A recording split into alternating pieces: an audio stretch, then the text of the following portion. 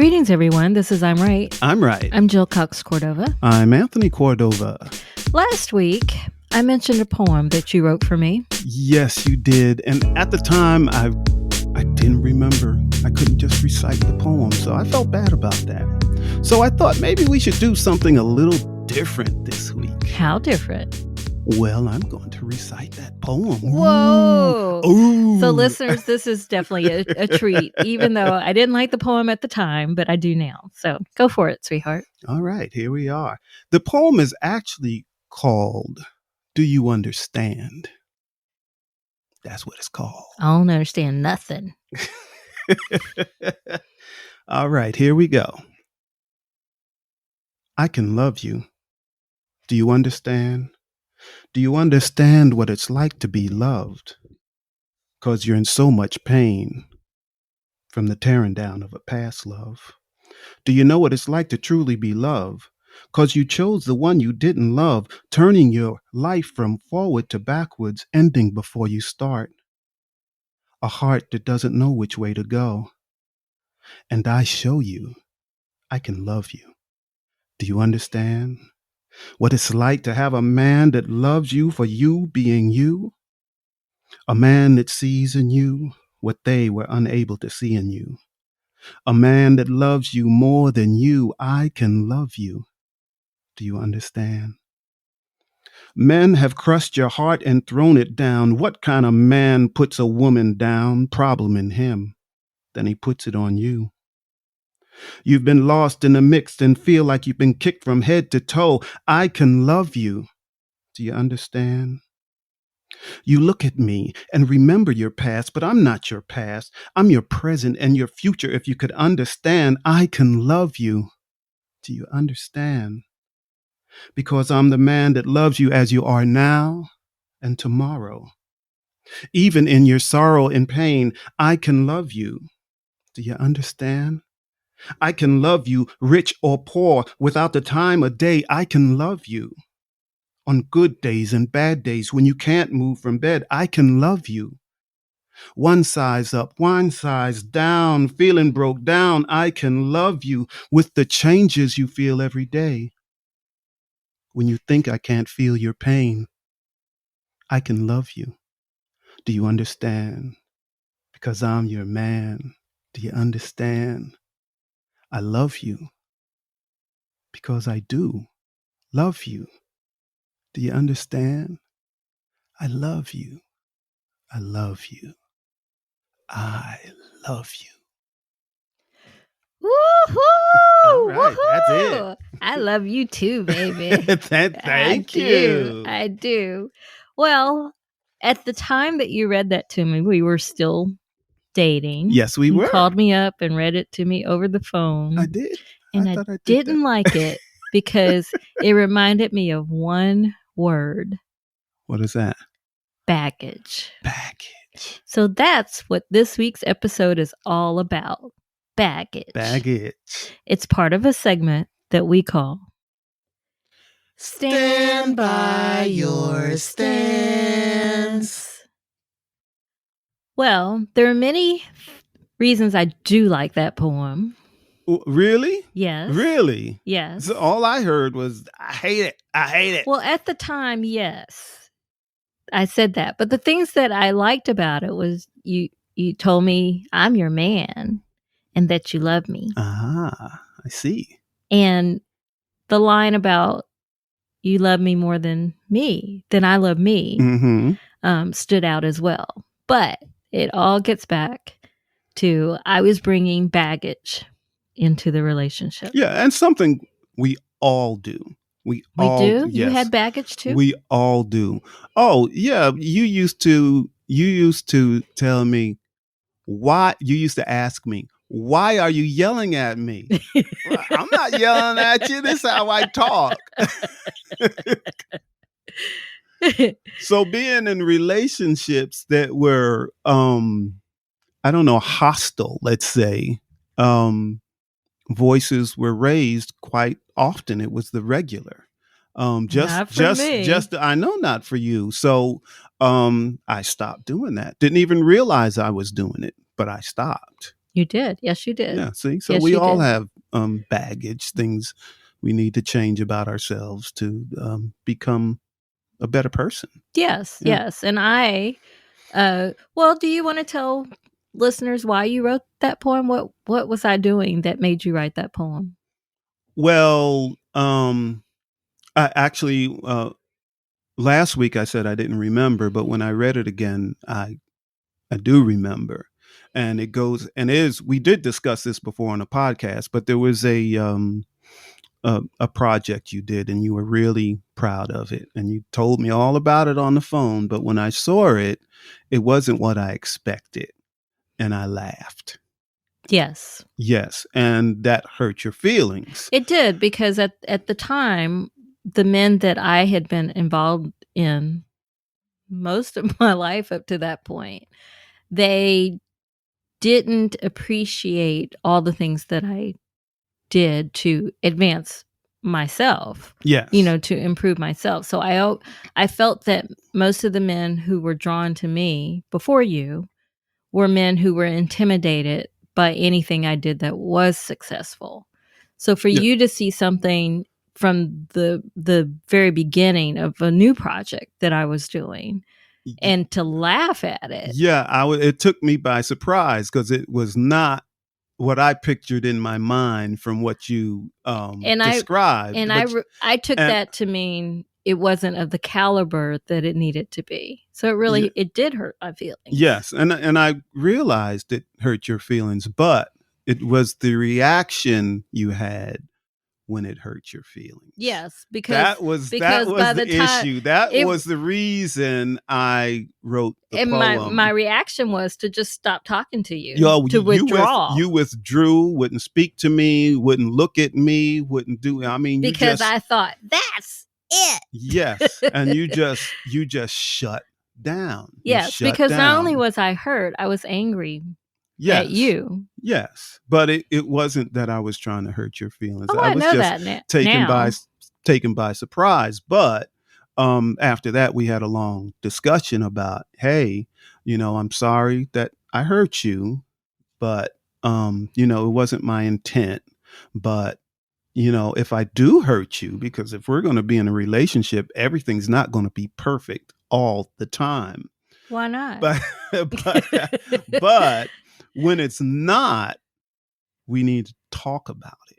Right. And by the time I met you, withdraw from each other. We need to talk about it. But I could tell in the past you would have withdrawn from someone if you thought they were attacking you or not supporting you. Yes, because think about it. If someone is intimidated by your success, that's not something they're going to get over. Exactly. No matter what I say.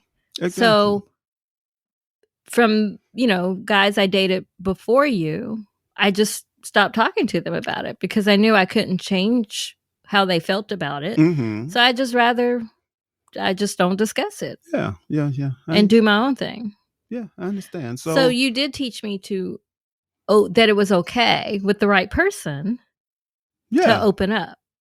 Oh, okay. And to communicate fully. Like maybe you regret that because now I say everything I think. I don't regret any of it. Even you have taken on some of my characteristics. Like earlier today, we were both sitting at our desk and I was telling you about something we had just been talking about. I was, oh yeah, and this and blah, blah, blah, and this, that. Jill, did you hear me? Why aren't you answering? And I said, you said, nope, I wasn't. I wasn't listening. But again, that's something that you have said to me. Yes. Yeah. But not listening and being able to own up that, you weren't listening and say it out loud. That is real communication. Yeah, I wasn't listening then, but I'm sorry. I am now. But I am now. Yes. Simple. No feelings hurt or anything else. Where I think if you were still in that baggage, where you were keeping baggage from your past, and the same thing happened, and I said, you asked me, did you hear what I said? No. And you would And be that would have been a upset. problem. That would have been a Yes. problem. Yes. But instead I said, no, I'm sorry, I wasn't. But what were you saying?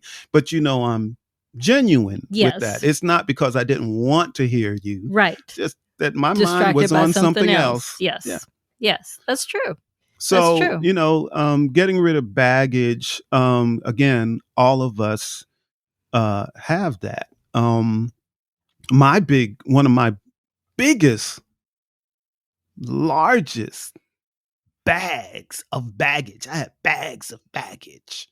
You mean you had? I had. Yes. Yes. Was, just from the way I grew up and in my household. My household was severely dysfunctional. My father was alcoholic. My mother had some issues, which I won't tell because she might get mad at me and come back and get me. Come back to haunt you? Yes, she's passed on. But it created a very toxic household. Little did I know, I carried that with me everywhere I went, from when I was young to when I was grown. So very toxic, in the women I chose. All relationships were doomed to fail because I chose them. I chose someone that may not have, well, let's just say I chose someone that had issues. They might be mental issues. They might be issues from their childhood. There might be abandonment issues. There might all types of issues. Don't we all have issues? Yes, but some more than others. That's some true. manifest in different ways. So I was drawn to toxic relationship. That's what made me happy. That was my happy place. Well, that toxicity, because that was your comfort zone, is what you're saying. Yes. Because that's what you knew. That's what I knew. So that's, if I had that type of relationship, it was great until it wasn't. Until I had enough. But all of that was my fault. It wasn't their fault. That was me carrying my baggage with me. Well, that is quite a heavy load. So what did you do to lighten your load? Over time, I began to realize my errors. That because they were pointed out to you, or what? Well, people been pointing it out to me my whole life, but I wasn't listening. So what made you listen? I wasn't listening. Bad relationship. After a while, you just get tired. And, depression and all types of stuff, issues come up because of the way you choose to live. So self-improvement on myself, and I had depression my whole life. Didn't know it. Didn't know I was depressed. I thought that was just life. It was that way since I was a little kid because of the things I've seen in my life and in my household, traumatizing. So, yeah. So how did you realize you were depressed? I see what you're getting at, Jill. It's a natural question based on what you just said. I see what you're getting at. Okay, listeners, I'm going to tell the story that Jill's trying to get me to tell. I'm not trying to get you to tell anything. Yes, she is. Yes. I'm gonna tell it. You're a former journalist. I know where you're leading me towards. I'm not leading you toward anything. That was a natural question. What was the question? The question was, how did you realize you were depressed? If you've been depressed your whole life and didn't realize it, what made you realize it? You. So, listeners, Jill and I had been married for several years already. And she kept telling me, Tony, I think you're depressed. I'm not depressed. I think you're depressed. I'm not depressed. I'm good. I'm a strong man. I think you should get some therapy. I think you're depressed. I'm not depressed, not depressed, not depressed. And by the way, you can be a strong man and still be depressed. Yes, I know, but this is or a my woman, strong woman this too. was my thought process at the time. I'm Okay. strong man, I can handle this. This is the way it's been my whole life. I'm not depressed. I mean, I was with you. We were married. We had a good, happy marriage and all of that. But how could I be depressed? I got no reason to be depressed. So, but then there was one day, I think I was washing some dishes or something. Yes, we were in the kitchen. We were in the kitchen.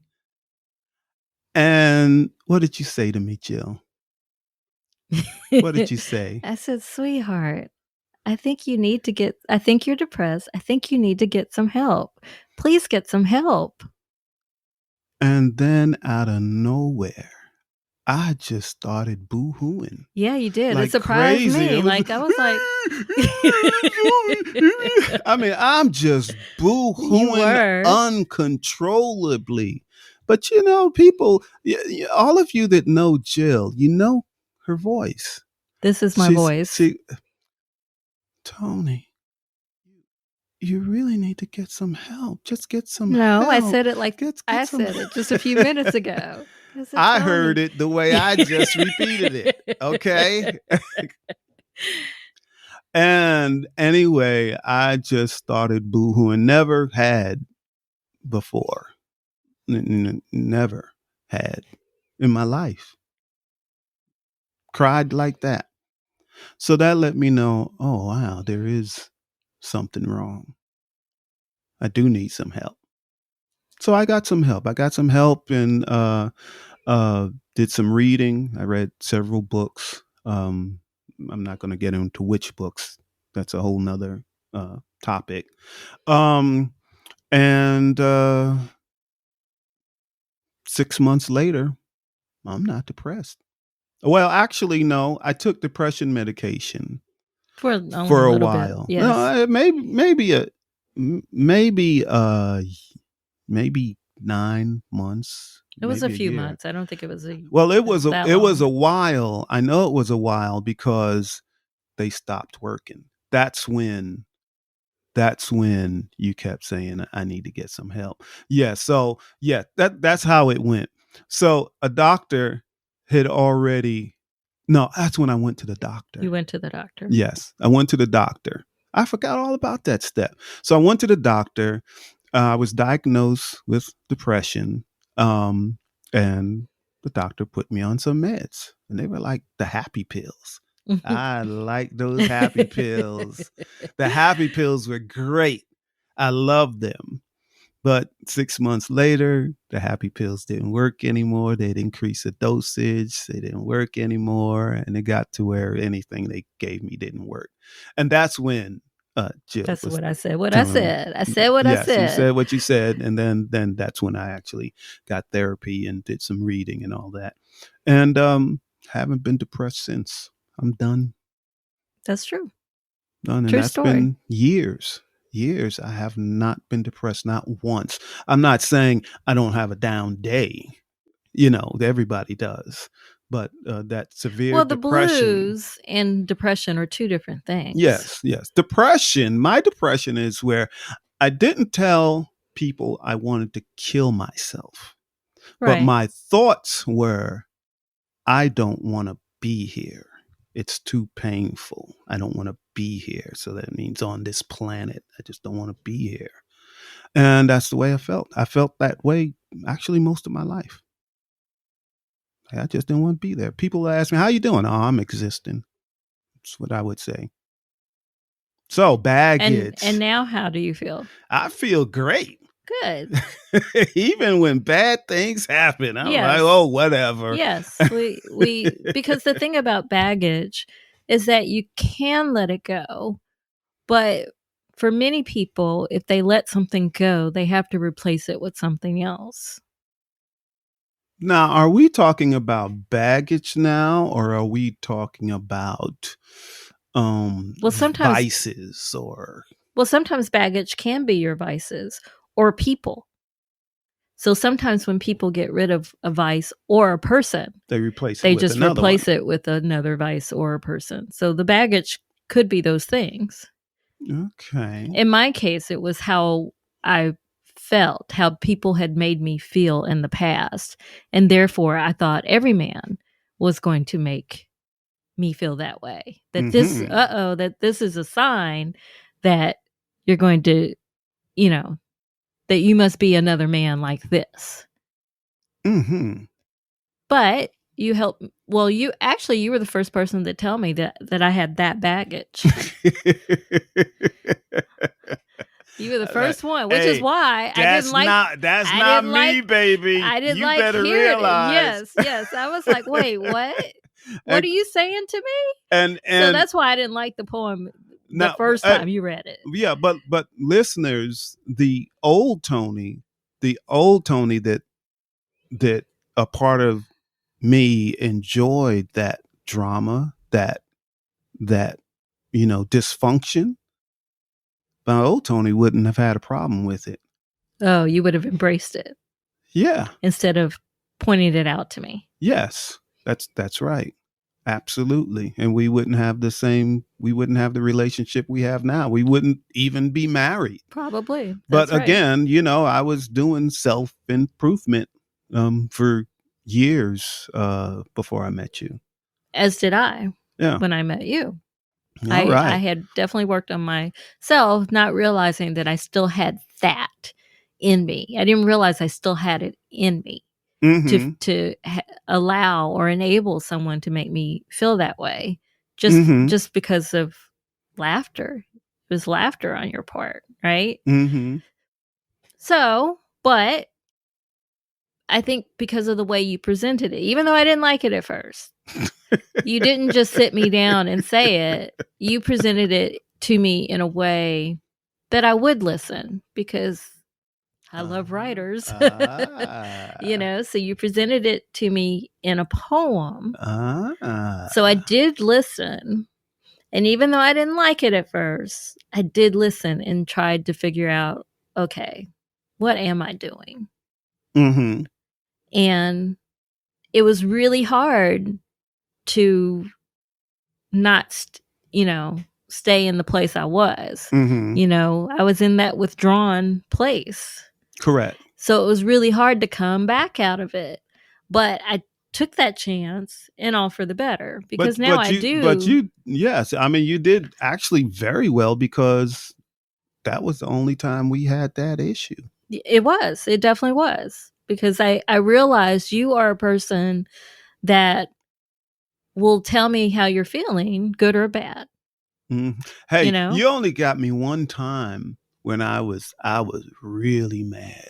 I spoke to you, but I didn't speak much. I only got you one time. You went out and made this major purchase without yes, something we did not need. Well, I thought I needed it at the time. We're talking about a ring that I bought for myself. I thought I needed it at the time. I did. Yeah. Oh man, it made me feel better at the time. Boy, was I angry. Now I didn't completely shut down, but I was. Oh, you didn't talk to me for a bit. I didn't talk to you much. I didn't talk to you much like we normally talk. But there was a reason I didn't. I don't think I ever told you this, but the reason I didn't talk much is because part of my dysfunction growing up was an issue with anger management. So I knew it made me severely angry, and it took me back to that place I used to be in. So the best way for me to handle that is to just keep a little distance until that rage calms down. So the rage, really, because I took it as the rage, you were withdrawing from me and not discussing it. That's how I took it at the time. I was angry for what you did, but it was keeping myself in check more than anything else, because I could feel that rage. And anybody that has had anger management issues and have learned how to deal with them had learned, if you feel that, you need to change that situation quickly. Well, I haven't done that again either. Even though I didn't see your full range of rage, I knew you were mad about it. So I have not done that since either. Yeah, so we're good. We are good. We have a podcast where we can talk about relationships. Yes, we do. Well, this one's been a heavy one. Yes. It's going really quickly too. Yes, it is. So let's get to our second segment that we call Give It a Rest and a Resolution. It has gone by quickly. Do you have a conclusion about baggage? Yeah, well, the conclusion with baggage is to first identify that you have baggage. And how you do that could depend on who you are. But you have Well, in our case, the other one had to point it out.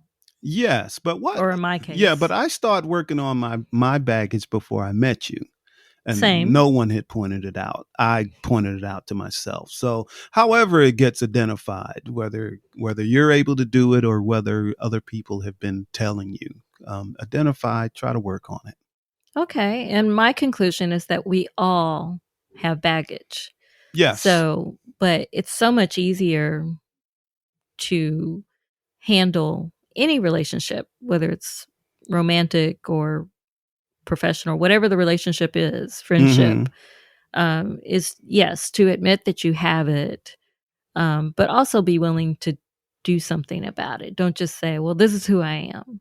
Oh, yes. That's what a lot of people do. Yeah, this is who I am. Like it or leave it. Nah. Right. Then that's why they end up alone. That's true. That's true. Well, let's get to our third segment that we call I'm trying to help you. Advice. Hey, you go first this time. Let's see what you got. Well, my advice is pretty much what we've been saying this entire podcast. Acknowledge that you have baggage. We all do. So it's not necessarily just your flaw. Other people may have the same flaw. Mm-hmm. So acknowledge that you have baggage, but then really do the work to rid yourself of it. Yes. Okay. And on my side, can I have one more thing? Oh, you have more? Go. Just one more thing. Go. One thing that helped me get through my baggage was listening to Erykah Badu's Bag Lady. That song meant a lot. Okay. You know what? I'm not even going to get to that. We're short on time. But what I have to say is something, and I hate that I repeat myself often throughout this podcast. But one of these things is when you're dealing with baggage, it's very important to be honest. I talk about being honest in a relationship. You also need to be honest with yourself in identifying what your issues may be. So be honest and with yourself and others. And this helps get you to the point where you're happy with yourself. Things I have said before also. Yes. Because we all just want to be happy. Just want to be happy. But it does start with you. That's right. It starts with you. Your happiness starts with you. Absolutely. All right. Well, let's get to our last segment that we call. So, what do you think? What do you think? Because I'm right. Because I'm right. Phone number. There's a phone number, 404-594-2247. And again, you can not only just leave us a voicemail message, but you can also leave us a text. And, we'll talk back to you. We'll talk back to you. We'll respond to you during our podcast. Okay. Anything else you want to say? Oh, no. I'm just happy and in love with you. I'm happy and in love with you, I too. can love you. If you can understand. Oh, so listeners, tell us what you think of Tony's poem, too. Or not. Oh, they'll love it. They'll love it. Tell us that, too. All right. Well, you've been listening to I'm Right. I'm Right. I'm Jill Cox-Cordova. I'm Anthony Cordova. Shout out to Gifford Ivan Cordova III for the music, Nick Zinke for the art, and, as always, to you, too, listeners. Thank you. Listeners, we love you all. We love you. All right. Till next time. Bye. Bye.